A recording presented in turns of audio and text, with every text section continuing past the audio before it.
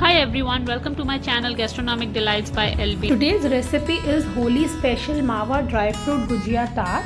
So tart is a short crust pastry or a biscuit, and I have filled it with dry fruits and mawa to make it a Holi special dessert.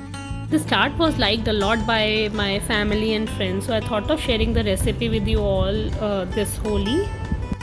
To start with the recipe, we need a tart pan. So I've used an 8-inch tart pan over here and greased it with some oil, and I have putting a strips of baking paper over it.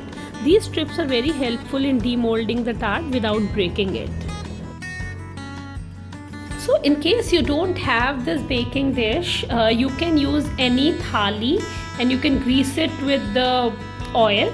You can use a normal thali that we have at home as well, and just make sure that you can put it in the oven or air fryer. So now take a mixing bowl. I'm using a thali here, and add all-purpose flour maida, sugar. I'm using a powdered sugar and cardamom powder and some almond powder. So I've taken some almonds and just crushed it into the grinder to make it into a fine powder. So in case of almonds, you can also use any other dry fruit like cashews or pistachios. It will not make much of a difference in the taste. So once all the mixture is, dry ingredients are mixed well, now add chilled butter. So you can put some cubes, but make sure the butter is chilled, because we need to make a crumble like texture, and if your butter is very soft, you will not get a crumble like texture. So you should use your hands to melt the butter with the mixture so that you get a crumbly texture. So you can rub the mixture in hands to melt the butter. So with the warmth of your hand, the butter will be melted in the mixture, and you will see the crumbly texture is being formed. This is a very important step. If you don't get this crumbly texture, your cookies or your biscuit will not be very crusty and good. So now you can see the batter is crumbly and it is holding shape. If you make a ball with the batter, it is holding a shape. Now I'm going to add rose essence and mix well. And apart from rose essence, we will start pouring milk in small batches. We don't need too much amount of milk. Few tablespoons of milk will be sufficient. Also, please make sure that milk has to be chilled. Please don't use warm milk or room temperature milk. Otherwise, the texture of the biscuit will not be good. This is a very delicious dough to make some tea time cookies as well. And to make a healthy version, you can just replace maida with wheat flour and sugar with jaggery powder. So our tart dough is ready now, and I've wrapped it into cling film wrap and refrigerated it for 30 minutes. In case you don't have that much of time, you can just put it into freezer for 5-10 minutes.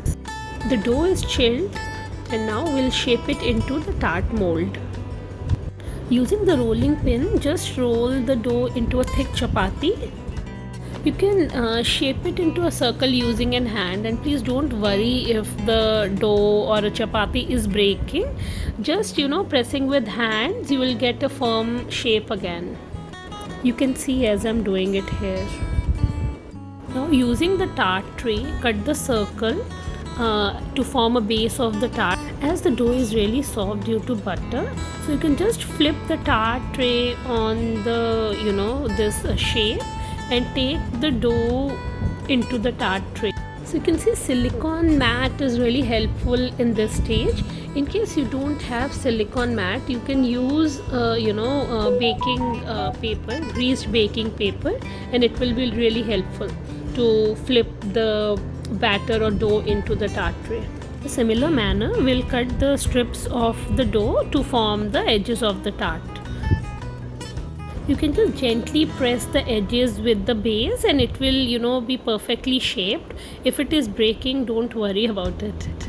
It will come together at the end. You just press it gently. You can see I'm doing it here. You can just gently press and it will stick together. See, I am taking a little extra. I'm just pressing it with my fingers, and it will stick together and it will give you a perfect shape. Don't worry about the shape that batter is breaking or biscuit, the crust is breaking. It will come together well. So in the same way, I've prepared the edges, and I'll just trim the extra edges with the knife and just gently press so that we have a perfect shape. You can see it's coming out so nicely. You can just press it. It has lot of butter, so it is very easily sticking together. See, the tart is totally ready. If you feel the shape is not right, please gently press it, and please make sure that it should not be very thick. It is really a normal thickness. We don't want very thick biscuit. So now using a fork, I am just poking it so that it does not rise when it goes into oven, and then I'll bake it at 170 degrees Celsius for 15 to 20 minutes. So now the leftover dough, you don't have to throw it. This dough you can easily form some kind of cookies. So here I'm making 2 balls and just pressing it gently with a hand, and I'm putting a chocolate chips on one, and I'll just put some almonds and almond powder on the other one and bake it with the tart. So this is a very good evening cookies. Even if you don't want to make a tart, for example, you can just use this same batter to make any kind of cookies that you want. They are really yummy. Just put it in an air fryer or oven and you can just have it. They are really nice. You can also add M&M or colorful sprinklers to make some delicious cookies for kids with the same dough. And just put these cookies into oven with the tart, and now you can see they are done. If the edges are little brown, you can just switch off the oven and take them out and just let them cool down, because they will hold their shape once they have cooled down. Similarly, my tart is also baked. You can see little golden color, very lightly. The edges are properly brown, and don't take out the tart from the shell.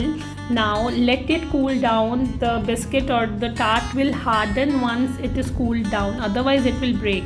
As soon as you take it out from the oven, it's really soft. So please let it cool down before taking out. And now you can just pull the strips, and you can see that it's coming out very nicely, very easily. There is no it's not breaking. The biscuit tart is ready. You can see it has hold the proper shape.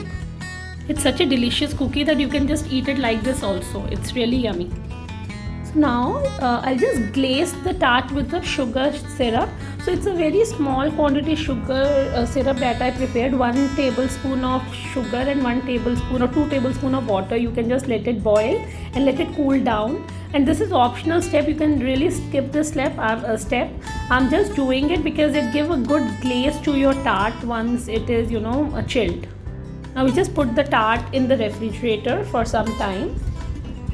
Let's start with the filling. The main filling ingredient over here is mava, and apart from that I have some crushed almonds again, little bit of sugar. This is optional. You can remove sugar if you don't want. Some raisins and some cranberries.